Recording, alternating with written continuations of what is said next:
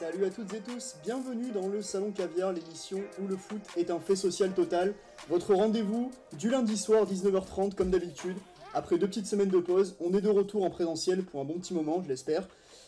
Pour ces émissions, comme d'habitude, donc on espère que vous êtes bien installés dans votre canapé, au volant de la voiture, dans les transports, prêts à nous écouter et interagir sur le chat, sauf si vous êtes au volant bien sûr. Pour parler avec nous de la place des supporters dans le foot moderne. Comment est-ce qu'on peut concilier foot moderne et supporters? Est-ce que ultra et foot capitaliste va de pair? Est-ce que tout simplement les supporters ont leur place dans la gestion des clubs? On va parler de toutes ces questions pendant 1 heure. Il y a eu de nombreux événements ce week-end qui vont nous donner, je pense, du grain à moudre. Je suis entouré aujourd'hui d'une équipe plutôt sympa pour en parler. À ma droite, Gabriel Joly. Salut. Comment ça va? Bah très bien, très content d'être là. Bah écoute, le plaisir est partagé. À côté de toi, Roman Tessier, ça va? Ça va très bien, bonjour à tous. Marc Maloisel également qui nous fait le bonheur d'être ici, notre contre-pied juridique, toujours là. Tu commencé par Roman, la galanterie. C'est vrai, bah, j'ai commencé par le plus proche, mais j'avoue que je suis désolé. Comment ça va, Marc? Ça va super, merci à toi. On a un invité qui est présent avec nous comme chaque semaine, c'est Yacine Amned de Paris United, formateur également qui est parmi nous. Comment ça va? Bonsoir à tous, ouais, ça va bien, merci. Bah merci à toi d'être présent ici. Tu seras là également pour parler avec nous, surtout du Paris Saint-Germain, mais pas seulement. Sachant qu'il s'est passé quand même pas mal de choses autour du PSG. Tu étais au parc d'ailleurs samedi soir. Oui, comme tous les matchs au parc. Et alors l'ambiance justement est un petit peu différente, j'imagine. Étrange, on va dire, pour l'instant. Étrange, ouais. Bon, on aura l'occasion d'en parler un petit peu plus. On a également eu le bonheur d'avoir Christian Bromberger, j'espère que je l'ai bien prononcé cette fois-ci, bon. qui est ethnologue qui travaille à l'université d'Aix-Marseille et qui a travaillé notamment sur le rôle des supporters en tant que contre-pouvoir. On va l'entendre dans un instant nous en parler. Dans un instant, la vidéo arrive. Bon, il n'y a pas de problème, c'est pas grave. Il y a un petit souci de connexion avec Aix, c'est pas un souci, on va pouvoir en parler ultérieurement. Juste rapidement, justement, Gabriel, je me tourne vers toi. Toi, tu es plutôt axé côté lyonnais. On a vu également qu'à Lyon, ça a bougé ce week-end. Ouais, il y a eu contre Montpellier.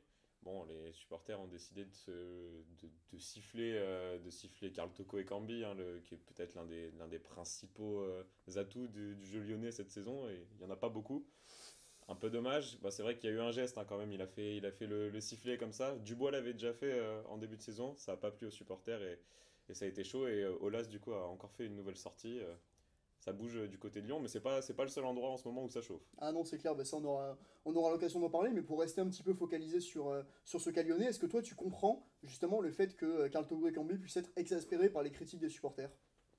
Bah, c'est vrai que la situation, en fait, je crois que ça part, pour Karl Toko Ekambi, ça part du poteau qu'il a mis contre le Bayern à 0-0 en demi-finale. Ça fait 2 ans quand même. Ça fait 2 ans, mais c'est resté, et on l'entend souvent, le Karl Poto Ekambi, et du coup, c'est vrai que je pense qu'il cristallise pas mal de critiques, alors qu'au final, bah, franchement, c'est quand même l'un des rares qui assure. Moi, je comprenais pas la gronde des supporters par rapport à lui, d'autant que bah, il venait de marquer à nouveau, ou en tout cas, il a passé pour Oussem Aouar à la fin. Enfin, franchement, sur ce cas précis, je suis pas sûr que c'était le plus à blâmer, mais bon, c'est aussi le ras-le-bol des Lyonnais quoi, par rapport à une saison bien pourrie. Bah c'est clair, et puis ils incarnent du coup, comme on le disait, une sorte de contre-pouvoir finalement par rapport à la gestion de Jean-Michel Aulas et de l'OL. À ce propos, on a d'ailleurs Christian Bromberger qui cette fois est disponible et peut nous parler à ce sujet. Les supporters sont une sorte de contre-pouvoir, mais un tout petit pouvoir, et en définitive, c'est d'eux que viennent les contestations en disant, bon, si on est en définitive la dernière roue de la charrette, et sans nous, elle ne tournerait pas, cette charrette.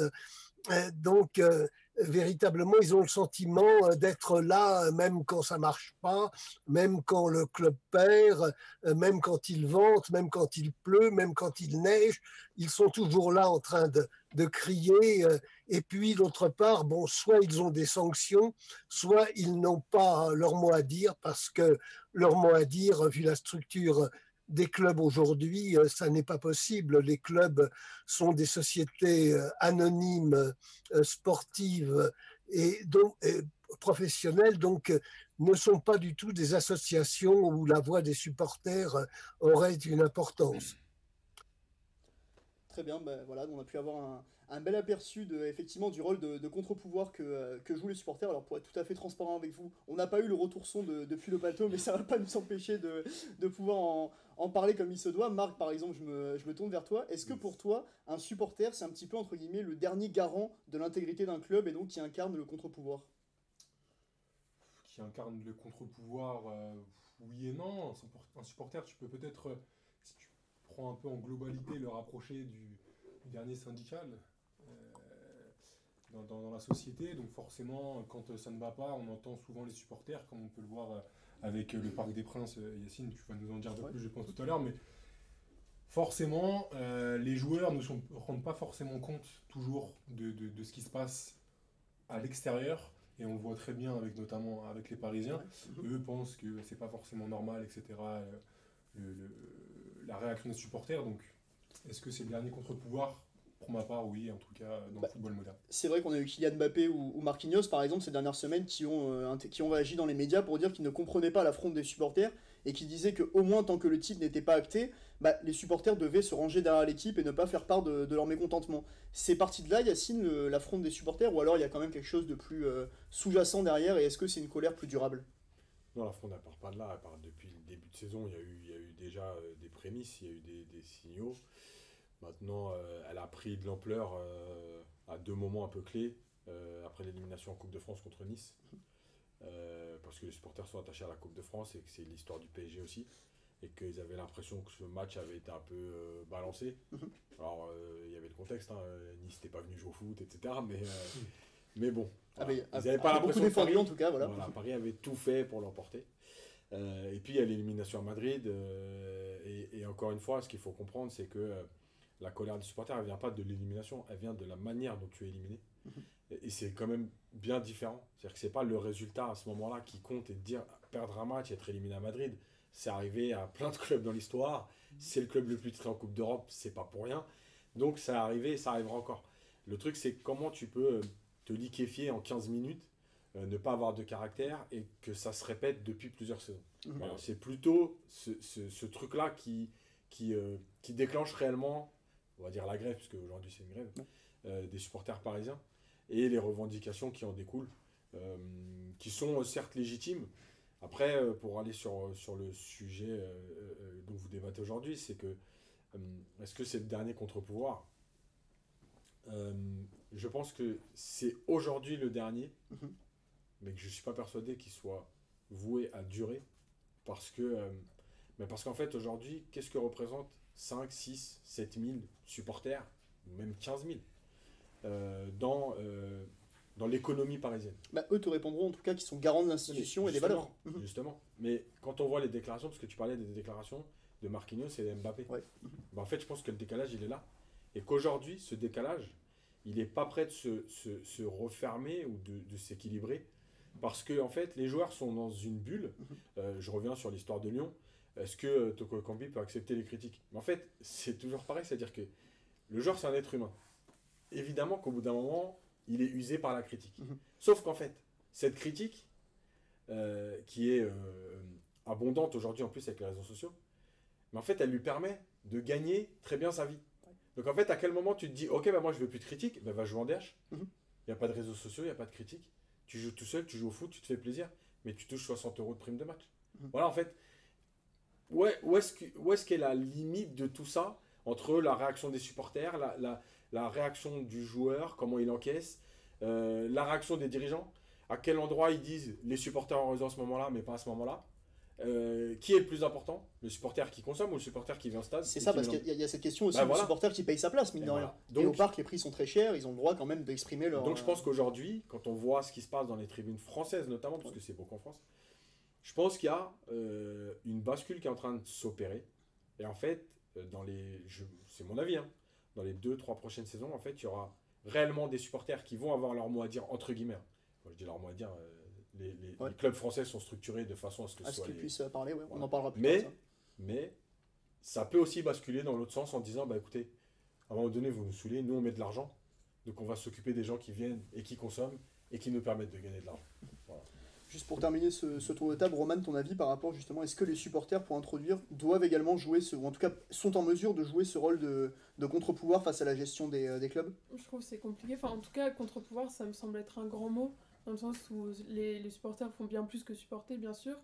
Ils sont entendus parfois, les joueurs vont parfois à la rencontre des supporters quand ça se passe mal et tout. Mais en finalité, les décisions, elles sont jamais prises en fonction d'eux. Et j'ai jamais vu de grands bouleversements dans les clubs suite à des déclarations de supporters ou au fait qu'ils expriment leur colère. Donc, contre-pouvoir, je trouve ça un peu trop fort comme terme. Sur le modèle espagnol, c'est intéressant parce que comme il y a des élections dans beaucoup de clubs et que tu es élu sur un programme, finalement, le supporter ou l'abonné ou le socios a une réelle importance. Parce qu'il faut aussi aller vers lui parce que c'est lui qui va voter. Nous, en France, c'est des actionnaires, c'est des gens qui mettent de l'argent. Demain, le PSG, Bordeaux, Lyon, Saint-Etienne sont rachetés. Les gens viennent avec un chèque, ils mettent le chèque. Et en fait, on ne demande pas l'avis des supporters à savoir est-ce que c'est lui, ce projet ou ce projet qui t'intéresse? Est-ce que c'est ce propriétaire qui t'intéresse? C'est les dirigeants qui détiennent aujourd'hui les actions du club qui vont vendre au tarif qui les arrange. Donc c'est déjà totalement différent dans l'approche qu'on a ou le rapport qu'on a entre les supporters et le club en France, en Angleterre et en Espagne.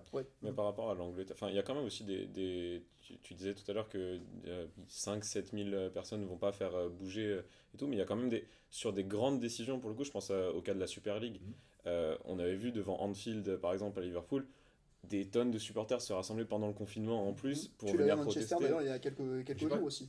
Ouais. Pour protester contre la famille Glazer. C'est ça, et dans ces cas-là... Juste pour préciser, j'ai pas dit 5-7 000 ne vont pas faire bouger les choses, j'ai dit que en fait, à un moment donné, les propriétaires peuvent se dire ils peuvent passer 5 000, 6 000 personnes qui font grève aujourd'hui, ça me dérange plus. De toute façon, ils ont payé leur place. Donc, c'est même pas une partie de stade qui va être vide et on va pas récupérer de billetterie. Ils ont payé leur place à l'année. Est-ce qu'ils viennent pas et qu'ils boudent, entre guillemets, est-ce que ça me dérange? Voilà, c'est ça que je disais. Après, évidemment, qu'il y a... Mais il y a des cas quand même à Marseille, quand il y avait eu la commanderie. Sur le pouvoir, c'était pas mal quand même en termes d'invasion. Après, il faut atteindre la violence comme ça pour se faire entendre. On ne sait pas forcément la violence, etc. Mais en tout cas, ça avait fait que les choses avaient bougé et que Marseille se porte peut-être un peu mieux aujourd'hui que... C'est ça, pour rappel, il y avait eu du coup des supporters qui avaient envahi la commanderie, alors quelques débordements, quelques blessés qui avaient été signalés, et s'en était suivi du coup le départ au moins du poste de président de Jacques-Henri Hérault, et du coup une amélioration des résultats. Mais ça c'est intéressant parce que la grogne à Marseille elle existait. Ouais. Il y a eu des décisions qui ont été prises après les violences. Et pour ceux qui connaissent un peu ce qui se passe autour du PSG, il y a dans ces débats-là de dire est-ce qu'on fait grève, est-ce qu'on fait une action violente et en fait, c'est intéressant de voir que c'est au moment de la violence qu'à Marseille, on prend des décisions. C'est ça. C'est dommage, hein. C'est pas, nous, on n'est pas là pour cautionner la violence. Non, mais c'est intéressant dans la réflexion des dirigeants français. C'est-à-dire que tant qu'il n'y a pas de violence, bon, on essaie de limiter la casse. Et c'est la violence qui t'oblige à... Donc, en fait, tu envoies aussi le signal aux autres de dire ok, c'est bien gentil, c'est bien, vous faites grève et tout, mais tant qu'il n'y aura pas de casse, nous, on va pas aller plus loin. Est-ce que le supporter n'est pas le reflet, justement, de ce qui se passe dans la société? C'est-à-dire que maintenant, aujourd'hui, avec le pro, on était dans la répression, pas dans la prévention. Les supporters, ils se sont dit, la prévention, ou comme tu dis, un peu, on essaie de faire des choses un peu pas non violentes, des grèves, etc. Ça marche pas. Donc, on va être violent et ça va marcher. Et là, ça a marché. Donc, c'est ça aussi le deux poids deux mesures entre guillemets de l'action du supporter. Après il y a aussi des endroits, par exemple je pense à ce qu'avaient fait les supporters du FC Nantes qui étaient très réussis, ce qu'ils avaient appelé le Kita Circus. Je sais pas si vous vous souvenez de ça, quand les supporters du FC Nantes avaient passé des jingles un petit peu comme si on était au cirque pour dénoncer la mascarade selon eux de la gestion de Valdemar-Kita. Ça avait eu un impact, alors surtout symbolique sur les réseaux sociaux, mais ça avait quand même eu un impact pour le coup. Ouais, clairement ça avait eu un impact. Moi j'ai écho des supporters nantais ce week-end, qui ont un peu charrié les supporters bordelais, ça m'a fait plus... avec une banderole qui était pour le coup totalement dans le thème. C'est pas de mal, une banderole dans laquelle il disait, même avec 16 ans il me semble, de catastrophe, fêter l'arrivée de Gérard Lopez, on ne l'aurait pas fait, ou on n'aurait pas... Oui voilà, c'est ça, on n'aurait pas osé, c'est ce qu'ils avaient dit. Donc ça montre un petit peu effectivement que par l'humour on peut aussi réussir parfois à faire passer un message, pas forcément à bouger les lignes, mais au moins à faire passer un message.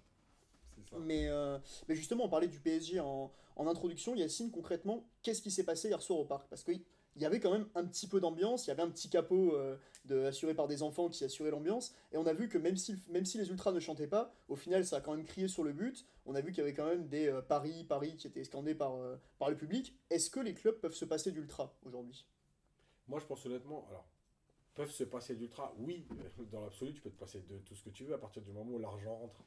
Et c'est arrivé en Angleterre, on a bien vu quand même, pour ceux qui ont connu, qui sont un peu plus anciens comme moi, le stade d'Highbury à Arsenal, où c'était totalement autre chose et on est passé dans une autre ère où il n'y a plus d'ambiance, où c'est avec parcimonie, de temps en temps, voilà, c'est très spécial. Parce qu'il y a beaucoup de touristes, etc. C'est carrément des tours opérateurs qui organisent des voyages pour venir au stade. À Paris, ça commence d'ailleurs aussi. Oui, aussi, bien sûr. Et c'est justement là, alors, bien sûr que dans l'absolu, peuvent se passer des ultras. Maintenant, pour ceux qui vont au stade, qui voient régulièrement des matchs, évidemment que ça change tout, les ultras dans un stade. Pour ceux qui ont connu la période, alors, encore une fois, moi je suis un ancien, donc j'ai connu les années 90, j'ai même connu les années fin 80, 90, les années 2000, le plan Le Prou. Pour ceux qui ont vu le changement entre 90 2000, le plan Le Prou, ce qui était devenu le Parc des Princes, mais personne ne peut dire que le Parc des Princes s'était mis au moment du plan Le Prou. Ok, tu y allais en sécurité parce que ça avait vraiment pris des proportions énormes, il y a quand même eu des morts autour du Parc des Princes. Mais évidemment qu'à partir de 2016, quand les ultras reviennent, le Parc des Princes change, revit. Donc, dans l'absolu, et on voit bien même en termes de matchs, il y a un moment donné où dans les matchs, il se passe des choses avec les joueurs. D'ailleurs, les joueurs, au moment du confinement et qu'ils jouent à huis clos, ils te disent on sent, il n'y a plus cette pression, on n'est pas poussé. Voilà, donc c'est bien qu'à un moment donné, ça a un impact. Voilà. Maintenant, c'est toujours la limite entre ok, c'est bien, vous êtes là pour mettre l'ambiance, ça nous apporte à tous. Jusqu'à quel point on est prêt à vous écouter et à quel point l'argent est plus important. Donc, les tours opérateurs. Peut-être qu'aujourd'hui, je vais caricaturer, mais ok, bon, à un moment donné, on en a marre de vos histoires. Allez hop, on dissout tout le virage Auteuil. Virage Auteuil, 6000 places, tour opérateur. Nous, on récupère 1500 € par voyage. Est-ce que c'est plus intéressant pour nous? Mais c'est un petit peu d'ailleurs le virage qu'on voit pour certains grands clubs européens au final.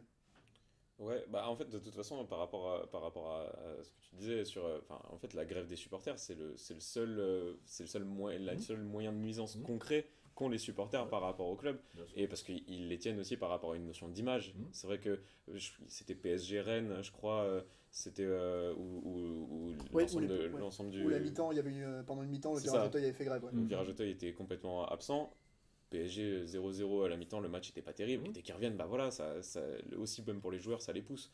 Mais c'est vrai que c'est le seul pouvoir de nuisance. Donc évidemment qu'on se dit que c'est un pouvoir relatif. Mais après, il ne faut pas oublier toute la question de l'image derrière aussi, je pense. Oui, bien sûr, mais parce que c'est l'ambiance du stade, parce que c'est tes supporters, c'est malgré tout. Je veux dire, on va prendre l'exemple le plus concret aujourd'hui. Liverpool à Anfield, avec le fameux You Never Walk Alone. Je veux dire, c'est-à-dire que les gens, quand ils parlent de Liverpool ou quand ils vont au stade à Liverpool, c'est d'abord pour ça. Oui. Et donc, c'est donc du marketing au final. Exactement. Comme pour Dortmund. Voilà. Donc, voilà, il y a eu le mur jaune à Dortmund. Ça veut bien dire qu'à un moment donné, il y a cette image. Et d'ailleurs, les supporters du PSG, depuis 2016, avaient marqué l'Europe dans tous les déplacements, sur leur comportement, les chants, le bruit qu'ils faisaient à l'extérieur, que ce soit à Manchester, à Dortmund justement, etc. Et ça, le club, et d'ailleurs Nasser Al-Khelaifi qui a tout fait pour faire revenir les supporters au stade, on était conscients et on était fiers. Voilà, maintenant, on est dans une période un peu plus compliquée. Je pense qu'encore une fois, le cri des supporters du PSG, il n'est pas dans... Parce que beaucoup ont dit, c'est les enfants gâtés, vous ne vous rendez pas compte, c'est votre 10e titre en 50 ans, vous vous plaignez, etc. Vous avez Neymar, vous avez Messi. Je pense que justement, le cri des supporters du PSG, il n'est pas là-dedans. C'est pas ça, bien sûr. C'est de dire, ok, on est attaché quand même à certaines choses qui sont en train de disparaître. Le maillot, voilà, Paris a joué en noir 5 ou 6 fois cette saison au parc, c'est juste inadmissible. Mais aussi de dire, il n'y a pas que les résultats, on aimerait bien que nos joueurs juste aient un comportement digne sur le terrain. Voilà, après les résultats, ils arrivent pas... Mais c'est marrant parce que ce parallèle-là, on peut exactement dresser le même avec un autre club pour qui la situation est pourtant complètement différente, c'est Bordeaux. En l'occurrence, c'est un club pour lequel effectivement il y a eu des problèmes d'identité en termes de logo, en termes de nouveaux stades, en termes de maillots, etc. Et il y a aussi des problèmes d'investissement de joueurs avec en plus des propriétaires qui se succèdent sans vraiment qu'il y ait une réelle continuité sportive. Marc, est-ce que toi, en l'occurrence, dans le cas de Bordeaux, on voit qu'il y a quand même une certaine unité, les Ultras appellent à l'union derrière les joueurs. Est-ce que tu considères que les Ultras jouent leur rôle en décidant justement coûte que coûte de s'arc-bouter derrière le club et pas forcément de protester? Alors, une unité, je sais pas, on va pas rentrer dans les... Bah, pour le coup, en tout cas, officiellement, il y a une unité, et le message, c'est de dire on supporte les Girondins quoi qu'il arrive. Voilà, officiellement une unité, je pense qu'après, on a vu les problèmes qu'il y a eu à Bordeaux, avec Benoît Costil notamment, donc je sais pas si L'unité fera en tout cas acte jusqu'à la fin de saison, mais après l'implosion, en fonction des résultats ou non, on aura justement la vérité sur ce contre-pouvoir, bordelais ou pas, parce que je pense que Bordeaux, à ton grand désespoir, est condamné Et à celui de beaucoup, malheureusement. à nous quitter. En tant que supporter marseillais, je ne peux pas dire que je suis Quand même, tu peux vraiment avoir de la content. compassion. Maintenant que vous avez gagné J'ai de la là-bas, c'est quand compassion même... pour votre histoire, ça va. Quand même. L'histoire de Bordeaux elle est intéressante dans le sens où je pense qu'il y a une unité parce que obligatoire. C'est-à-dire Oui, qu'il y c'est a ça. il y a la Ligue 2 Ouais. qui se profile, mais il y a surtout plus que la Ligue 2. Bah, bien sûr, il y a Voilà. la possibilité de descendre plus bas. Voilà. Donc, oui, à un moment donné, tu es quand même obligé de prendre conscience. Je pense que les supporters parisiens qui ont vécu justement l'histoire Sochaux à Maradiané, à ce moment-là, il n'y avait pas de conflit. C'est bien sûr que d'abord, c'est le Oui, club c'est le qui se club, maintient. évidemment, oui. Voilà. C'est entre guillemets un luxe que de pouvoir protester Voilà. pour Maintenant, les supporters. cette unité-là, évidemment que si à la 38e journée, Bordeaux se maintient, Oui. on en reparlera. Mais voilà, ça reste un petit peu C'est de... ça. Il est là le paradoxe au final, c'est souvent quand. Enfin, Quand t'es dans le dur. Voilà, quand t'es dans le dur, en fait, au final, tout le monde, union sacrée, etc. Et le cas du PSG, ben là, t'es tout en haut, etc. Du 10e titre, etc. Et puis, plus d'union, plus rien. Et c'est là qu'on voit les grandes difficultés, quoi. Donc, c'est le paradoxe du football français, peut-être. Roman, Gabriel, union, pas union, comment vous voyez les choses? Union sacrée derrière un club, c'est... Pour moi, des supporters, ça doit être derrière un club. Et bien sûr, si ça se passe mal, forcément, il y a la grogne et on proteste. Mais surtout là, comme tu disais, dans les cas de Bordeaux, dans les cas de clubs qui sont menacés. Mais on a quand même vu des clubs, je pense par exemple à Lille, quand Lille jouait le maintien, et que c'était déjà d'ailleurs Gérard Lopez à la tête du LOSC, on se rappelle tous de ces images avec les supporters lillois qui vont sur la pelouse et qui scandent le slogan « Si on descend, on vous descend ». Oui, c'est vrai. On voit que c'était quand même, il n'y avait pas toujours une grosse unité derrière les clubs quand ça jouait le maintien. Il faut aussi connaître l'histoire des ultras, des Bien supporters, et des virages. C'est très politique. Ouais. Donc, Ça. et je parle pas de politique là, droite-gauche. Non, évidemment. Je parle de politique sportive, mais le pouvoir d'une tribune, le pouvoir sur une tribune, le pouvoir d'être le plus proche ou le plus nombreux, parce que c'est vous qui allez être l'oreille du club. Il y a beaucoup de choses, il y a beaucoup de luttes. Même si de façade, on a l'impression souvent que tiens, le virage sud, le virage nord, le virage Auteuil, tout va bien, c'est un virage, mais en vérité, il y a plein de petits groupes à l'intérieur de tout ça, et il y a une lutte de pouvoir aussi.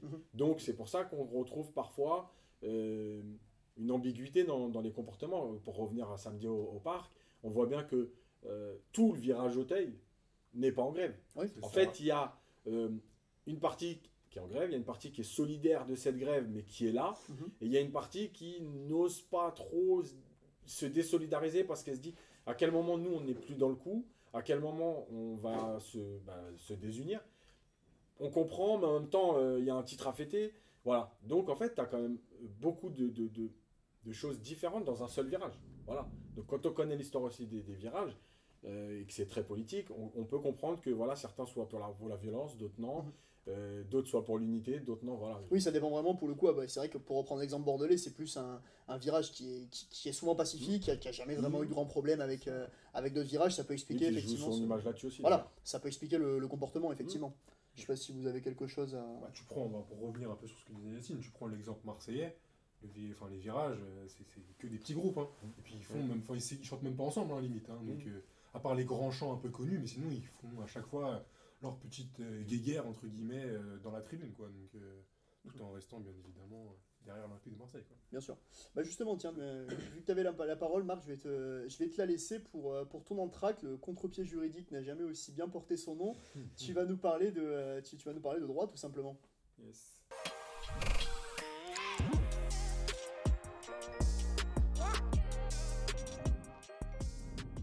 On n'était pas fou, mais la chronique sera meilleure.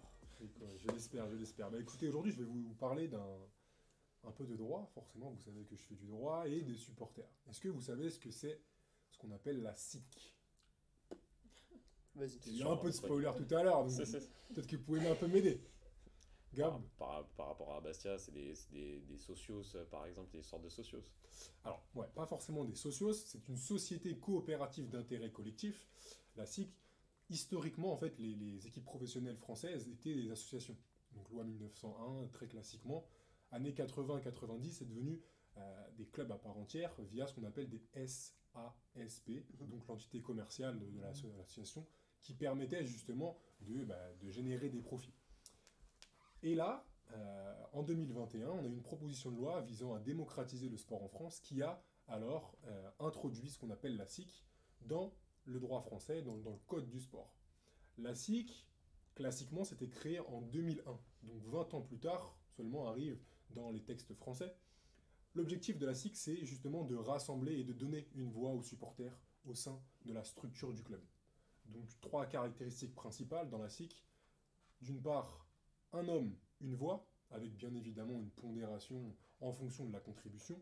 Ensuite, l'impossibilité de détenir plus de 50% des voix, un peu le modèle allemand du 50+1. Donc c'est là qu'on ne se rapproche pas forcément des socios, mais je vais essayer d'y revenir un petit peu après.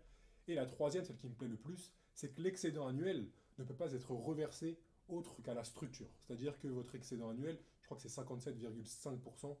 J'ai un peu triché tout à l'heure, mais je crois que c'est ça. On doit reverser cette part-là de l'excédent annuel à la structure. Donc ça permet justement une continuité au sein des clubs. Et pourquoi en fait justement on peut faire la parallèle avec les supporters? C'est que l'exemple même de la SIC, c'est l'exemple Bastia.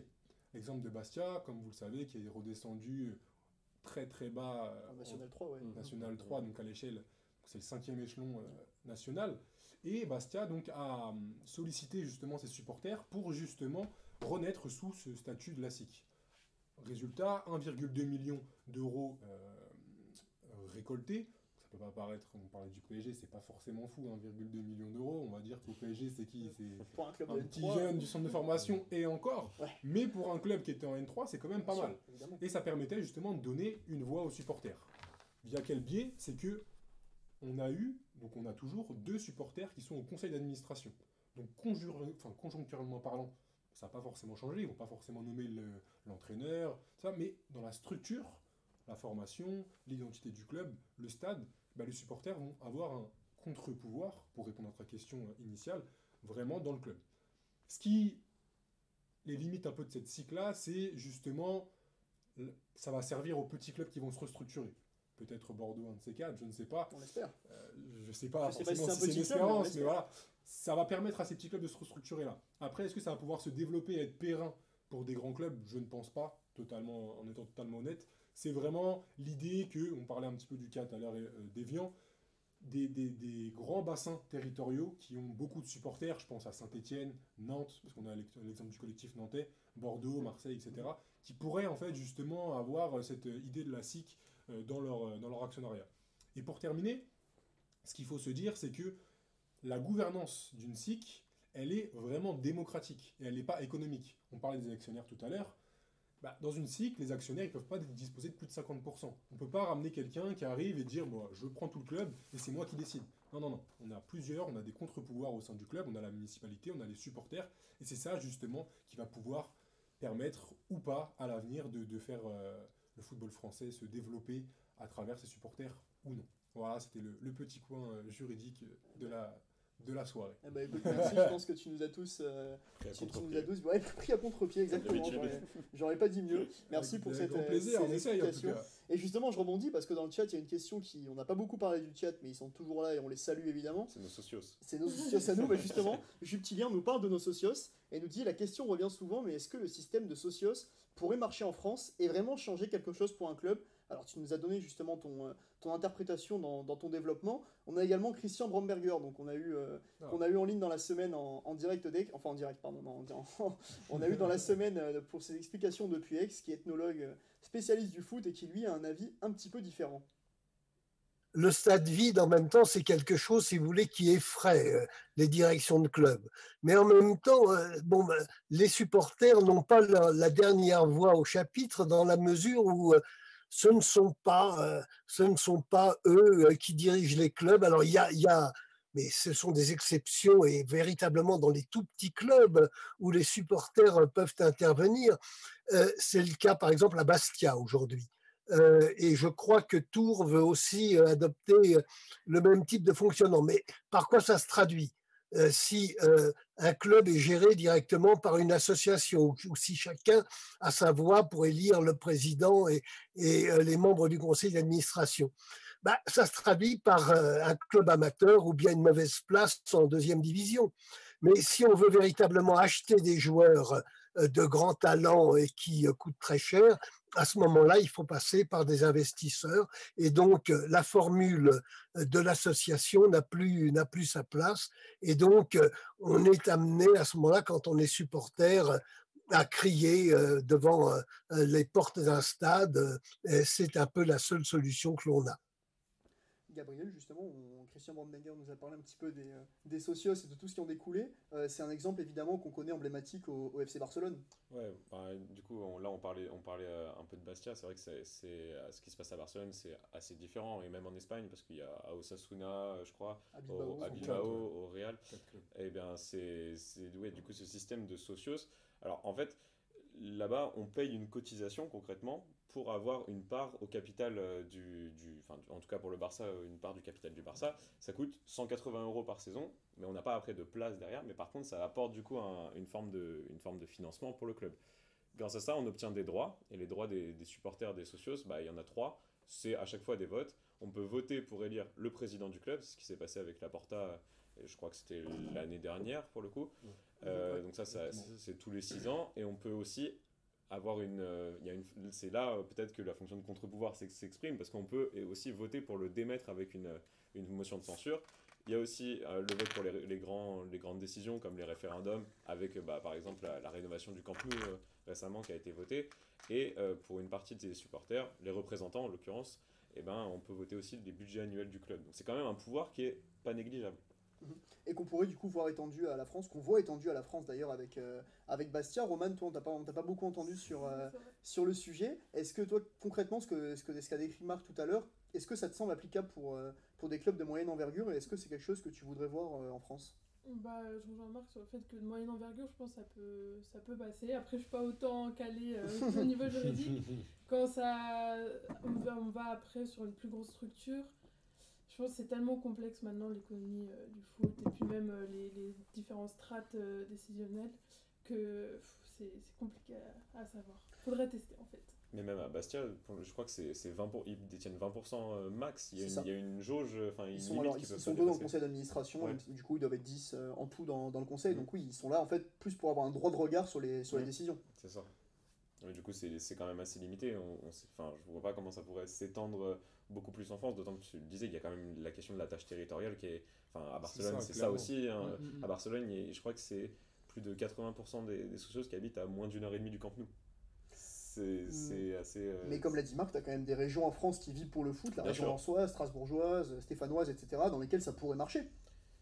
Ouais, un peu comme ce que disait Christian Bromberger, j'ai l'impression que c'est possible dans des divisions inférieures. Je te le souhaite pas, mais pour Bordeaux par exemple, s'il tombait, pourquoi pas. Mais, que des taquets. Ouais, c'était le sujet. Après, ça va, on est un peu tous concernés par les problèmes avec les supporters. Ouais, des degrés divers. C'est ça. Mais ouais, du coup, je vois pas comment ça pourrait être mis à échelle d'un club de Ligue 1, par exemple. Yacine, ton regard justement sur cette question? Moi, je partageais, parce que je pense qu'il y a aussi une question de culture, et donner du pouvoir à des supporters, entre guillemets. Ça s'apprend aussi. En Espagne, c'est culturel depuis des années, depuis des dizaines d'années. Donc en fait, on t'apprend déjà comment fonctionne le club, et c'est comme ça que ça se passe.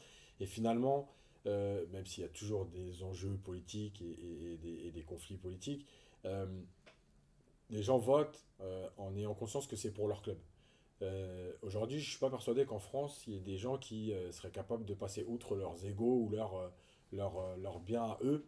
Et je pense que c'est là, et c'est pour ça que c'est quelque chose de culturel. D'ailleurs, on voit par exemple que le système d'association, il continue de fonctionner en Allemagne, un peu à l'ancienne, alors avec des modernisations, mais par exemple chez eux, ça pose pas de problème. Voilà, donc chaque pays a aussi sa culture. Je suis pas persuadé aujourd'hui qu'en France, je rejoins un peu tout le monde, c'est que oui, sur les petites divisions, parce que je pense qu'économiquement, tu n'es pas encore assez puissant, mais là, on va rentrer dans des enjeux financiers. Aujourd'hui, je ne suis pas persuadé qu'on ait la culture nécessaire pour peser ou pour faire les bons choix au moment des décisions dans un système comme celui-là. En plus, ça a ses limites, même au Barça, ils sont en crise, financière.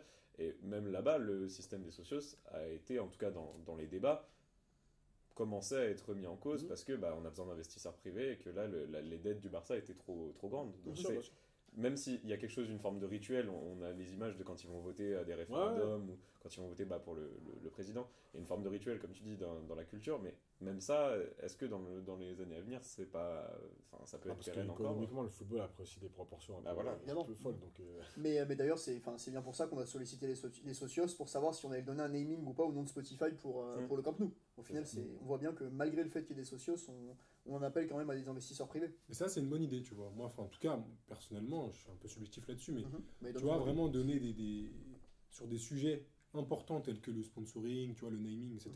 Ça, c'est important.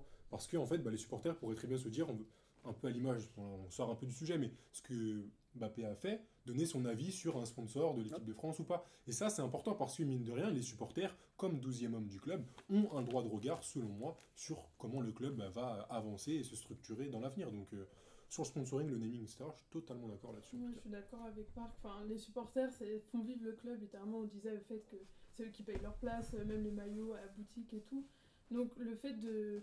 Même si c'est minime ce qu'ils peuvent apporter, le fait de les consulter, rien que dans la symbolique, je trouve que c'est bien parce que sans eux, il n'y a pas de club. Mais justement, ils sont souvent consultés après des décisions, mais du coup, a posteriori, quand on voit pour des changements de logo, des naming, des changements de sponsors, etc. consulter ou ils se révoltent après. Ils se révoltent, en tout cas consultés, on Je leur suis demande pas pas leur persuadé. avis. Ah, On voit, voilà. Donc, je suis on pas voit, persuadé qu'ils soient eux l'après, consultés, par eux ne contre, savent pas. Voilà. Mais c'est du coup, différent. elle est peut-être là la principale raison de la déconnexion et puis Moi, de toute façon, je pense qu'il y a certaines choses, encore une fois, symboliques. Le logo, par exemple, il faut connaître, dans l'histoire des clubs, les logos ont changé dans plein de clubs, mais et évidemment. même des clubs historiques. bien sûr. Donc, l'histoire du logo, je suis pas super attaché à ça. Après, à partir du moment où ça reste cohérent, les couleurs, etc., je vois Quand pas. t'écris pas Bordeaux Girondin avec Mais un par sponsor exemple- jaune. Voilà. Mais par exemple, l'histoire du maillot. Parce que cette saison au PSG, ça a beaucoup fait parler. Moi, j'ai toujours considéré que. Alors, c'est compliqué à mettre en place, encore une fois, mais je pense quand même qu'on est aujourd'hui en 2022, il y a quand même des moyens plutôt solides. On sait que les maillots, ils sont normalement pensés à peu près entre 1 an et 18 mois à l'avance. Mhm. C'est-à-dire que cette saison, là, en ce moment, ils ont déjà décidé du maillot qui va démarrer la saison 2023-2024. Pourquoi en janvier pas faire une consultation avec. Alors, tu choisis les abonnés, les supporters, peut-être créer un truc de sociaux justement avec chacun un numéro et voilà. Parce qu'évidemment, si tu fais une consultation sur Internet, tu sais très bien qu'il y a plein de Les gens supporters qui vont adverses saboter, bien qui sûr. vont aller, voilà. Donc tu fais les abonnés, tu dis voilà, il y a 3 maillots proposés par Nike, lequel vous voulez à domicile. Voilà, c'est pas grand chose, mais tu as l'impression de donner de l'importance aux supporters. Comme c'est énorme. C'est eux qui. Et en même temps, ils vont pas venir te dire ah, mais vous avez choisi un maillot, c'est pas C'est nos ça. couleurs, parce que c'est vous qui l'avez choisi. Amusez-vous avec le 3e maillot, 4e maillot si vous voulez. Mais voilà, je trouve qu'il y a des petites choses sur lesquelles, aujourd'hui, avec les moyens qu'on a, on pourrait se permettre de leur donner un peu plus d'importance. En plus, ça commence à être fait, ça, pour le coup. Même, toi, tu parlais de maillot spécifiquement. Au Red Star, par exemple, en ce moment, J'allais dire ça, les 125. Ouais, c'est ça, pour les 125 ans du club. Et bien sûr. il y a des designers qui sont. En gros, c'est un Ouais. appel à designer le futur maillot. Donc, évidemment, surtout dans un club comme le Red Star, ça fera pas des trucs hyper excentriques où ça sera plutôt attaché aux valeurs, on imagine. Mais même, je crois que, tu parlais pas de logo, mais en tout cas, sur les logos, Saint-Etienne et Angers, par exemple, on fait comme ça ce système pour choisir tout à fait. le logo de la prochaine saison, de proposer 3 choix, ou 2 ou 3 choix, je sais plus. Et c'était aux supporters. Je trouve que c'est le minimum parce que finalement, c'est eux aussi, on le dit souvent, les supporters le disent souvent, que ce soit les joueurs ou même les dirigeants, la plupart vont partir. Eux, ils auront été là avant eux, ils sont là pendant, ils seront là après. Donc c'est quand même plus eux, quand tu as un directeur de com ou un directeur financier ou ce que vous voulez, qui décide de changer le logo et qui vient de présenter un logo, ok, c'est bien, il a étudié, on est en 2022, qu'est-ce qui va plaire aux gens. Mais nous, quand tu vas partir et que tu vas nous laisser ton logo, t'es gentil quoi. C'est ça, mais justement, tu parlais de Saint-Etienne tout à l'heure. J'aimerais qu'on aborde un dernier aspect dans cette émission, c'est la gestion plus globale, et notamment par les pouvoirs publics des supporters. On a vu à Saint-Etienne notamment des fumigènes balancés sur la pelouse pendant l'anniversaire des Green Angels, un des groupes ultra de la SSE, et qui a valu un match à huis clos contre Reims lors de la dernière journée, il me semble. Justement, c'est quelque chose, c'est un point qui est hyper critique en ce moment, et on voit que les interdictions de déplacement, notamment proférées par les préfets, mais aussi par les ministres, elles se multiplient en ce moment. Ouais, bah, les interdictions, pour le coup, ça date de la loi LOPSI de 2011, donc c'était aussi consécutif bah, aux événements qui s'étaient passés du côté du Parc des Princes. Encore vous. C'est souvent nous. De 2011 à 2019, il y a eu 47, en moyenne, 47 interdictions par arrêté préfectoral, donc du coup du préfet, ou ministériel par le ministre de l'Intérieur, de déplacement des supporters quelque part. Donc ça fait plus d'un match par journée de championnat sur une période quasiment de 10 ans, ce qui est énorme. On peut voir peut-être une carte qui montre, qui répertorie là où les supporters étaient. Là, voilà, on voit que bah, là où il y a 6 ou 7 clubs qui sont souvent les plus visés, c'est le PSG, Nantes, Saint-Étienne, Lyon, Nice et Marseille. Et c'est globalement que des supporters, que des clubs qui ont des supporters qui sont réputés comme un peu chauds, quoi. Et à l'inverse, moi, ce qui me frappe encore plus dans cette carte, c'est que tu as par exemple le Sporting Club de Toulon qui joue en National 2. Et bon, certes, il y a quelques supporters chauds, il y a quelques derbys un petit peu chauds dans le sud, mais on voit que c'est pas que. Voilà, historiquement. Historiquement, Toulon, c'était. Mais oui, historiquement, mais on voit que ça touche pas que des gros matchs de Ligue 1. On voit que même pour des échelles, des fois, Toulon, par exemple, quand ils jouent contre la réserve de Nice, contre Cannes, etc., on les empêche d'y aller. C'est qu'à un moment, quand on n'arrive pas à gérer le déplacement de 200 personnes, il y a un vrai problème dans le public. Mais c'était quelle date le graphique? C'était de 2016 à 2019. Ah, 2016. Ah, ok. 2016 à 2019. Oui. Non, parce que historiquement, Toulon, c'était. Non, là, je te parle de maintenant quand ils jouent en N2. Maintenant. Ok, bah, tu vois, donc c'est pour ça, on voit que c'est quelque chose qui se multiplie. Par exemple, au parc, il n'y avait pas de partage en soi, typiquement samedi soir. Mais je pense que là, on est aussi tombé dans la facilité, c'est-à-dire qu'on n'a plus envie de gérer, on n'a pas envie de se prendre la tête. Donc dès qu'il y a un semblant de tension entre deux groupes de supporters, on annule tout le monde, on est tranquille. Voilà, au parc, il n'y avait que des Parisiens, on risque rien. À Marseille, avec des Marseillais, quand il y a le PSG qui va jouer maintenant, on risque rien. Quand Marseille est venu avec des Parisiens, on risque rien. Ça arrange tout le monde, voilà, parce qu'on n'est pas capable de le gérer, ça c'est vrai. Après, moi je cautionne pas du tout cette histoire de préfets qui prennent les décisions comme ça. En plus, franchement, elles sont souvent infondées, honnêtement.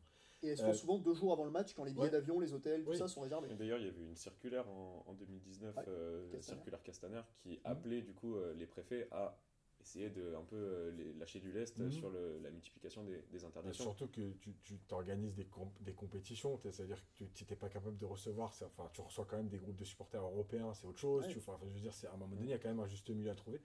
Mais moi, ce qui me dérange aussi chez les supporters, c'est qu'aussi on a parfois l'impression que ils font pas tout ce qu'il faut pour, en fait, à un moment donné, mettre les préfets devant leurs responsabilités. Je m'explique, c'est-à-dire que si vous voulez à un moment donné que le préfet vous dise, ok, ou en tout cas quand il va vous dire non, vous allez lui dire, mais en fait à un moment donné, il va falloir nous expliquer sur quels critères vous nous interdisez. Saint-Etienne, c'est la 4e fois de la saison que ça se passe. Je veux dire, à un moment donné, quand le préfet va vous dire, nous on veut pas de vous chez nous, vous allez lui dire quoi? Mais non, on se tient super bien, il n'y a pas de problème, pourquoi vous nous interdisez? Non, mais pourquoi? Parce que quand même, ça fait 4 fois qu'il y a des fumigènes qui arrivent sur le terrain, qui arrivent dans le filet, qui brûlent des filets, qui sont jetés d'une tribune à l'autre, c'est parfois dangereux. À un moment donné, vous mettez pas non plus dans les conditions pour qu'on accepte que vous vous dépassiez. Tous les envahissements de terrain, tout ce qui a été aussi, en première partie de saison, ça aussi du grain à moudre au préfet. Mais c'est vrai ce que tu disais concernant parfois des raisons abusives. Il me semble qu'il y avait des déplacements concernant parfois les soldes, concernant une rivalité vieille d'il y a 15 ans, concernant un entraîneur qui avait été... à 3, les soldes de 3, voilà. Tu as des raisons, des fois c'est complètement ubuesque. C'est des raisons d'ordre public, voilà, il ne faut pas multiplier les forces de l'ordre au même endroit, quoi. Enfin, qu'elles n'aient pas trop à gérer en même temps, quoi. En fait, faut pas comme il y a des forces de l'ordre qui sont sur déjà un événement, il va falloir encore en rappeler d'autres pour aller sur le stade. Mais justement, parce qu'en plus, l'argument qui est souvent invoqué, c'est pour la sécurité des supporters, ne pas ouvrir de parquage, sauf que des fois, on voit que c'est complètement contre-intuitif, mais la sécurité est encore moins assurée quand il n'y a pas de parquage. Parce qu'il y a toujours des supporters qui, finalement, fraudent ces arrêtés-là, vont en tribune, et donc, de fait, sont plus exposés que si les parquages étaient ouverts. Mais d'ailleurs, ils les fraudent même pas, parce qu'en fait, les interdictions de déplacement, elles sont elles tiennent au fait qu'il y a une forme on montre l'identité du club. On a une écharpe, on a un maillot. Il y avait un arrêt, là, comme ça, en droit, par rapport aux supporters lensois qui se déplaçaient à Saint-Etienne. Ils n'avaient pas le droit de porter une écharpe, etc. Ça. Mais pour sortir un peu du cadre franco-français, en fait, le supporter, s'il veut vraiment aller supporter son équipe, il va trouver un moyen. Je prends l'exemple de Francfort au Nou Camp. Ils étaient 30 000. Tu vois ce que je veux dire? Il y avait un gars qui avait non, mais bien sûr. Place à c'est pour te dire, ils trouvent toujours un moyen. Tu vois, et c'était un peu drôle dans ce moment-là, en tant que contre-pouvoir, parce que c'était bien. Ils ont empêché les supporters de Barcelone de partir. Non, vous allez rester à regarder la purge. Reste bien dans le stade.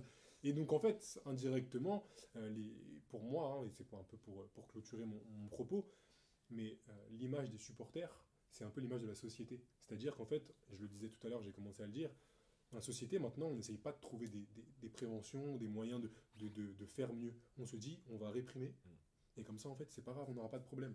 Sauf qu'en fait, à force de réprimer, c'est là que justement le contre-pouvoir va de plus en plus prendre du poids et de l'importance, et qu'on va avoir de la violence de plus en plus exacerbée, comme il s'est passé en début de saison et tout le long de la saison. C'est exactement ce que Sacha Houillet, le député qui est le député LREM, qui est hyper engagé justement pour les supporters, disait dans une interview à Ouest France, il disait qu'il y a des désordres, mais que punir l'ensemble des supporters, c'est contre-productif parce qu'on va revenir à une forme où on va stigmatiser une partie de la population pour les agissements de quelques-uns, et que en fait, c'est l'injustice qui va être créée qui va être le moteur pour des désordres suivants. C'est un serpent qui se mord la queue dans ces cas-là. Tu penses que, du coup, député législatif, en juin, je peux légitimement me dire que c'est ce que... En tout cas, si tu as indépendamment de ta couleur politique, si tu veux porter des questions des contre-pieds à l'Assemblée. Le contre-pouvoir à l'Assemblée. Très bien, je pense qu'on a fait un petit peu le tour de ces sujets-là. Roman, on va passer à la chronique des arrêts de jeu. Avec plaisir.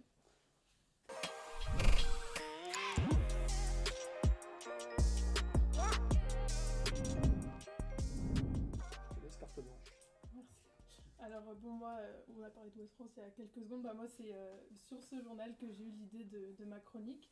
Je vais d'abord vous montrer la photo d'un joueur et vous allez me dire si vous savez qui c'est. C'est un Rennais ou pas? Pas du tout. Il y a des petits problèmes techniques me semble-t-il. Donc, pas la photo, donc... Tu peux le décrire si tu veux. Ouais, essaie de le décrire physiquement, il ressemble à quoi tiens? Alors sans vouloir paraître raciste, c'est un homme noir. Ok, non c'est très bien. Qui a un maillot d'un club amateur, c'est le Rodeo Football Club. Toulouse. Exactement, Toulouse, à Toulouse. Donc ça, c'est la photo que j'avais. Sinon, à part ça, difficile de le décrire. Mais après, c'est pas physiquement que voilà, le voici. il est là. Et donc, est-ce que ça vous dit quelque chose ou pas du tout? À la première vue, comme ça, rien du tout. Alors, monsieur Roy des... Moi j'ai pas... On va voir après, C'est après le quiz, pas la Là, mèche. ça me dit rien, là, comme ça. J'ai pas non Ça plus. vous dit rien? En fait, il s'agit de Lionel Messi, le parfait homonyme de l'attaquant argentin. Donc lui, il vient pas d'Amérique du Sud, mais du Cameroun. C'est un pays où le patronyme Messi est très répandu. Et les deux hommes partagent un autre point commun, c'est celui d'avoir été formés en Catalogne, puisque le Lionel Messi camerounais a fait ses gammes à la Fondation Marseille, qui est une académie établie au pied du Camp Nou entre 2006 et 2007. Et du coup, à cette époque, le septuple Ballon d'Or, lui, évoluait déjà en pro avec le Barça. Et bon, par contre, les similitudes après s'arrêtent là, puisque notre Lionel Messi a 27 ans, il est défenseur central, droitier, il mesure 1m85. Oula. Puis le moins qu'on puisse dire, c'est que sa carrière n'a pas été aussi brillante que la Pulga. Et puis, après un passage peu concluant au centre de formation de l'Espagnol, il a été recruté par un club pro de Ligue 1. Est-ce que vous auriez une idée de qui ça peut être? Avec comme petit indice, le Léo Messi parisien l'a rencontré la semaine dernière. Ah, la semaine dernière? Ils ont joué la semaine dernière. Clermont? Non. Non, c'était qui la semaine dernière? La semaine dernière?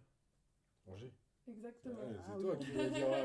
Quand même, je trouvais la réponse un peu tardive. Parce qu'en fait, il a dit clairement, je me suis dit, il y a un truc qui va pas, mais j'avais oublié Angers. Donc il s'agit effectivement du SCO d'Angers qui l'a recruté en 2012.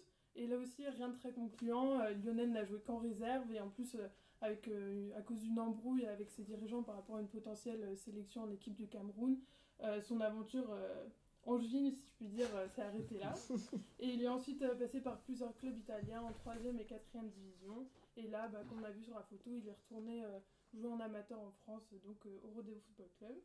Et selon ses témoignages dans la presse, son nom a parfois été un avantage d'abord pour plaire aux filles.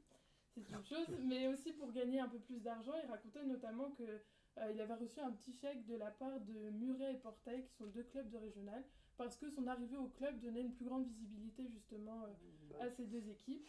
Mais après... les amateurs... Nous ici, c'est compliqué en tout cas. Dans son journal, il disait quand même que c'était pas grand-chose, c'était pas ce qui lui permet de vivre, mais voilà, un petit bonus, ça fait toujours plaisir. Et mais bon, voilà, s'appeler Lionel Messi, c'est surtout devoir constamment se justifier sur son identité et toujours montrer sa carte d'identité pour dire oui, je m'appelle bien Lionel Messi. c'est aussi essuyer des blagues un peu lourdes à force de dire comment on s'appelle. Et puis c'est aussi avoir la pression une fois sur le terrain. Parce qu'il nous racontait que quand les spectateurs apprenaient qu'il y avait un Lionel Messi dans l'équipe, ils s'attendaient à avoir quelqu'un aussi brillant que l'Argentin.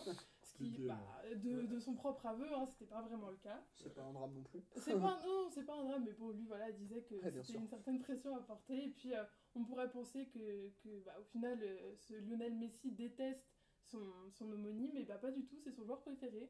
Et puis, maintenant qu'il est en France, il espère un jour pouvoir le rencontrer. Qui sait, peut-être au Parc des Princes. En Coupe de France, c'est possible. Ouais. Ah écoute, en tout cas, on a galéré à le trouver, mais sachez que Jupitilien dans le chat l'a eu dès le début. Avec ici un reportage de Téléfoot quand j'avais 12 ans, Téléfoot faisait déjà des reportages dessus. Ouais, il a comme été quoi, très médiatisé. l'histoire est quand même assez connue, mais elle reste très intéressante. Vous l'attendiez tous. Je sais que vous l'attendiez tous. Jupitilien dans le chat et tous les autres, vous avez l'air d'être tous au taquet. Le quiz, mesdames et messieurs, 10 questions, un thème libre, les supporters. Plus large, on peut pas. Mais en tout cas, voilà, 2 équipes qui vont s'affronter. Le canapé de droite contre le canapé de gauche. Roman, Gabriel ensemble, Yacine, Marc ensemble. Vous êtes prêts? Comment on fait? Alors comment on fait? C'est simple, je pose la question. Non, parce qu'il y a toujours un problème avec évidemment, les règles, évidemment, je commence les règles. C'est un mode question pour un champion. Donc, je commence, vous m'arrêtez dès que... Ah oui, d'accord. Il n'y a pas de buzzer? Ah non, il n'y a pas de buzzer, c'est-à-dire le premier qui parle, mais une réponse par équipe. C'est-à-dire que si jamais vous vous trompez, c'est à vous d'y aller. Bon, non, vas-y. Pas mal. Allez. Ouais. Vous êtes prêts? Ouais. Je peux mettre le jingle?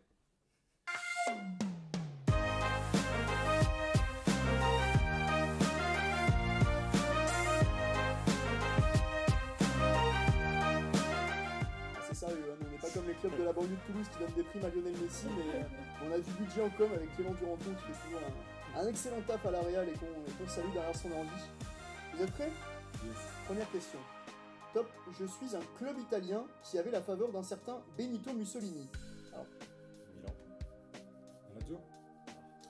certes, Mussolini n'était pas un grand fan de foot, mais il aimait me suivre, car d'après lui, je faisais trembler le monde. J'ai d'ailleurs remporté mes principaux titres sous son règne, en tout 6 Scudetti en 1925, 29, 36, 37, 39 et 41, vous m'arrêtez quand vous voulez. Bologne, bien joué. Bologne, duquel on a une photo d'un superbe stade qui a été inauguré sous la dictature fasciste de Benito Mussolini, qu'on pourrait peut-être revoir, sinon c'est pas un drame s'il n'apparaît pas. Tu me mets en souci là aussi. J'ai confondu Mussolini et Berlusconi. Ah oui Mussolini, moi je pense que c'était la Lazio. Tu vois, ah non, mais ça c'est une vraie légende urbaine ça que Mussolini. Ah ouais, les ultras, c'est pas une légende urbaine là-bas. Ah non, voilà. On voit quand même ce... non mais en tout cas, il n'y avait pas de lien entre Mussolini et la Lazio. On voit quand même ce stade qui a un certain charme et qui va d'ailleurs être remplacé d'ici peu de temps, un nouveau stade qui va être construit à Bologne. Question un petit peu plus compliquée, je pense. Déjà, c'était un bon niveau quand même. Ah, c'est un bon niveau, mais... Il fait des quiz pendant le confinement, laisse tomber le... Ah bah oui, attends, lui, il part avec un certain avantage. 1-0 pour l'équipe de Hoche. Je suis un club anglais, mais on me voit peu à la télé française, et pour cause, je suis en Championship, et je n'ai jamais connu la première ligue moderne, même si je suis proche des barrages pour monter actuellement. Nottingham? Non. On me connaît surtout pour mes hooligans déchaînés qui ont marqué les années 70-80. Ils se sont un peu calmés, mais des heurts existent encore, et toujours, notamment lors des derbies contre West Ham et Crystal Palace, car oui, je suis basé dans le sud de Londres. Mon chant mythique, No One Likes Us, je vois que Yacine, ça te fait bien... c'est à nous de parler là en plus, c'est tranquille, on prend le temps. Ah, tu vois le club, ça traduit le découp que j'incarne outre-Manche. Millwall. Voilà. C'est bien Millwall, bien joué. C'est moi, je lui ai soufflé. Hein. Mais t'aurais pu la dire.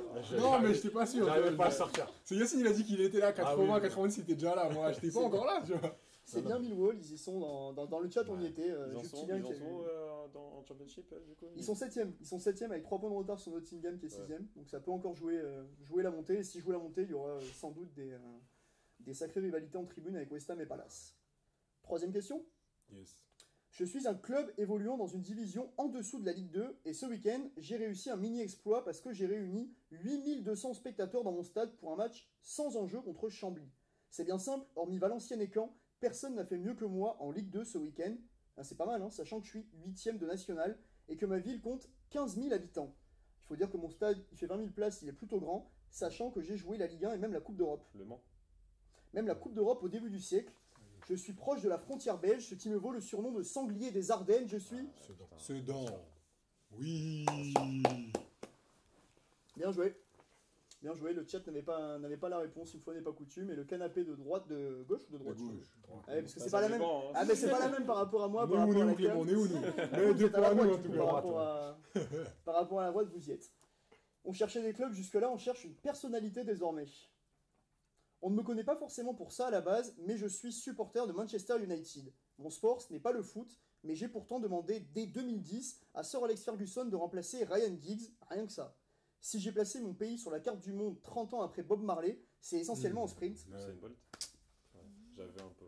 de partout. Ouais, enfin là, dès que t'as dit Bob Marley, c'était Ah bah fini. évidemment. C'est le principe, si tu veux, Ah. t'as toujours... Je t'ai dit, j'ai passé du temps, que c'est du taf, j'ai passé... Au début, il y a des indus assez subtils, et par la suite, ça devient plus facile.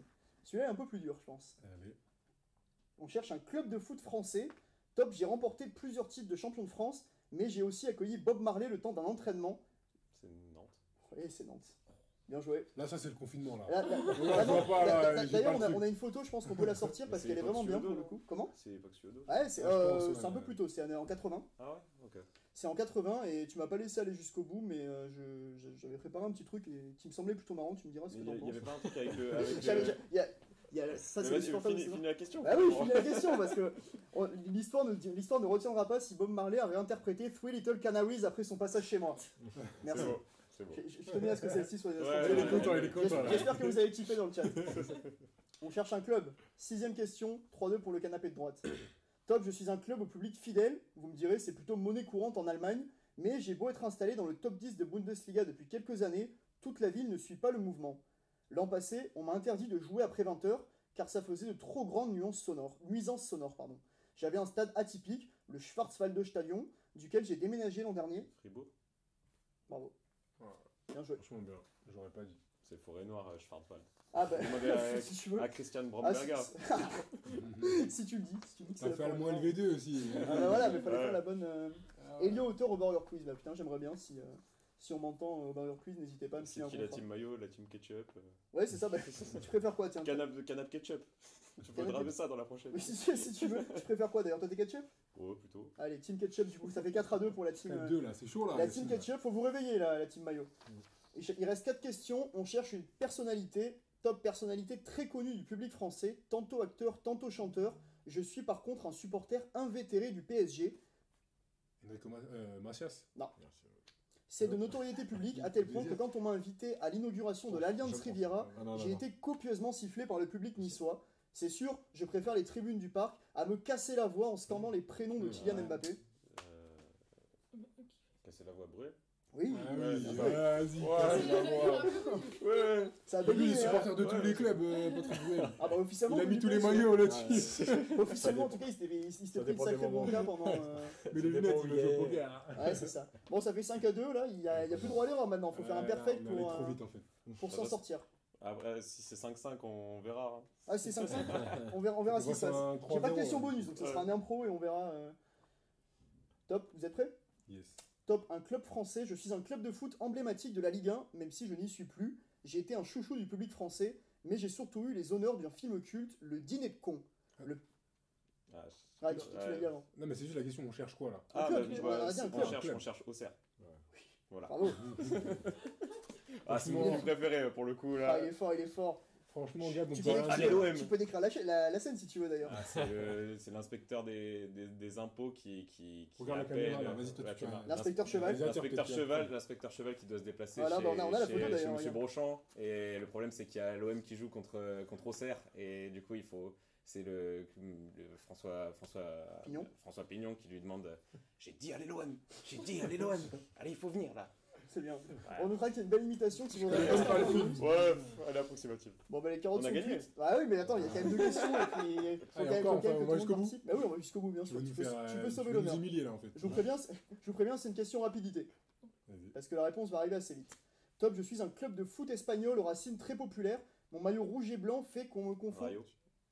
J'allais dire qu'on me confond avec River Plate et le Pérou. Effectivement. Le Rayo Vallecano. J'aurais dit Atletico, tu vois. Donc, Ah ouais racine très populaire. Atletico. Ah ouais, bah il y avait un piège. Racine, j'allais dire club madrilène, Tu racine vois, on n'aurait populaire. même pas. Franchement. Ah, J'espère que tranquille. tu vas te Grand rattraper monsieur, sur... grand monsieur. J'espère que tu vas te rattraper sur la 10e. On va partir en Angleterre. La 10e et dernière. Top, je suis un club de foot du nord de l'Angleterre qui attire plus de 50 000 spectateurs par match. Newcastle. Non, Faut calmer ça. Non, toujours il a dit aussi. Il a dit Newcastle. Oui. Ah, ok, on va donner le point alors. Bah oui, J'ai pas entendu. On prend la VAR, je te jure, il va. Alors c'est Newcastle, et bien alors tiens, on va faire la question dans l'autre sens. C'est qui le supporter, un supporter célèbre de Newcastle, un homme politique anglais? C'est quoi C'est. Vous l'avez pas? Ah, comment il s'appelle? L'ancien Premier ministre? Ah, Tony Blair. Ah, Tony Blair qui est fan de Newcastle et qu'on voit souvent dans les tribunes de St. James Park pour... Qu'est-ce qu'il y a? C'est le rat, il veut pas. Un point de plus, Ah non mais si tu veux, bah, allez, tiens Clem, mets-nous un point de plus, 7-4. 7-4, y a pas de petite histoire. Ça fait moins raquer. Ouais, c'est ça exactement. On dirait un score d'un match de Bordeaux, ça, 7-4. C'est pas Boris Johnson, comme dit Juctilien dans le chat. Bah écoutez, on va finir sur ce quiz. On a peut-être une dernière chose à vous montrer. On était il y a 2 semaines dans les murs de Sciences Po, lors d'une conférence qui a été organisée sur le foot et la politique. Il y avait du beau monde. Il y avait Jean-Baptiste Guégan, Nathalie Yanetta, l'ex-ministre des Sports Marie-Georges Buffet également. Et il me semble qu'on a un petit truc à vous présenter à ce sujet.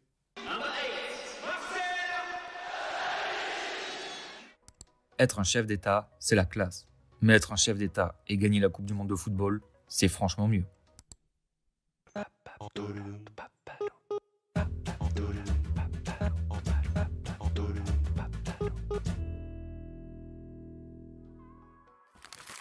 Le 24 avril prochain, un nouveau président sera élu. Ou pas. Et quand on est à la tête d'un pays, l'image, ça compte. Alors quoi de mieux que la joie et la communication pour retaper son image? Les événements sportifs sont toujours l'occasion pour un président de se mettre en valeur. À chaque quinquennat, son lot de grands rendez-vous. L'équipe de France et la Coupe de France, la Coupe du Monde, pardon. Pour le futur dirigeant français, ça commencera dès cette fin d'année 2022 avec la Coupe du Monde de football au Qatar. Une compétition plus que controversée. D'abord parce que son attribution s'est faite dans des conditions obscures, mais surtout parce qu'elle a été préparée dans des conditions carrément sinistres et hypocrites. 6500 travailleurs migrants seraient morts sur les chantiers de construction des stades, victimes de la chaleur intense, de chutes et d'accidents du travail. D'après un sondage RTL, 39% des Français souhaiteraient que l'équipe de France la boycotte. Pour rappel, l'équipe de Norvège avait émis l'hypothèse de ne pas y participer en cas de qualification. À quelques mois de la compétition, l'actuel président ne semble pas vouloir prendre la parole à ce sujet. En même temps, c'est toujours délicat de critiquer le voisin. Surtout quand il mange le week-end à la maison. Moi j'aime bien les cordons bleus là. Vous l'avez compris, les grands événements sportifs sont l'occasion de faire briller la nation.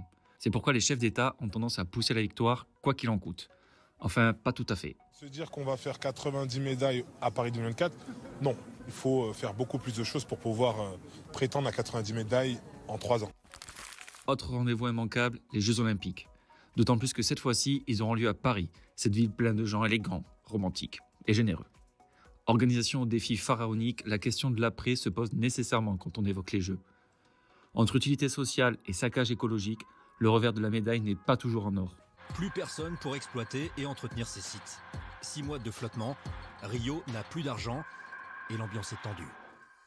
Mais avant les Olympiades, on aura droit à la Coupe du Monde de rugby. Ah, l'Ovalie, ce sport de gaillards aux belles valeurs. Regardez ces sourires et dire que dans 30 ans, leur île aura complètement disparu.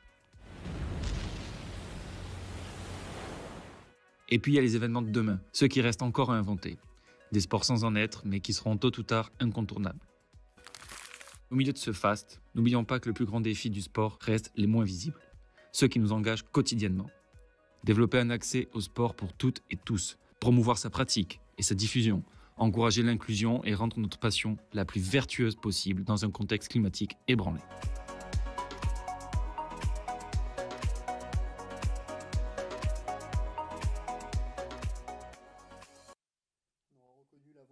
Paul Laurence, notre rédacteur en chef, qu'on peut remercier d'ailleurs pour tout son travail sur ces émissions. C'est la fin de cette émission déjà, ça aura duré un petit peu plus longtemps que prévu, mais c'est toujours un plaisir d'être entouré de tout ce beau monde et puis surtout d'avoir tout ce monde sur le chat qui nous suit, qui partage avec nous ces émissions, c'est toujours très cool. Merci Yacine d'être venu. Merci pour l'invitation. Écoute, avec plaisir, au plaisir de te recevoir à nouveau. Merci à tous les trois, Gabriel, Roman, Marc. Un plaisir encore une fois. Et puis à la prochaine, vous avez rendez-vous lundi, même endroit, même heure, lundi prochain, avec Corentin cette fois aux manettes. Merci à Clément Duranton, évidemment, à la réalisation qui fait un taf monstre comme d'habitude. Merci encore à Paul Laurence qu'on a mentionné à l'instant, mais son travail mérite bien qu'on le mentionne 2 fois à mon humble avis. Merci à Adrien Drill à la com, merci à l'ISFJ pour les locaux, et surtout n'hésitez pas à nous suivre sur Twitter, sur Facebook, sur YouTube, sur Insta, sur Twitch, et à repartager le lien de cette émission. Salut, à lundi prochain.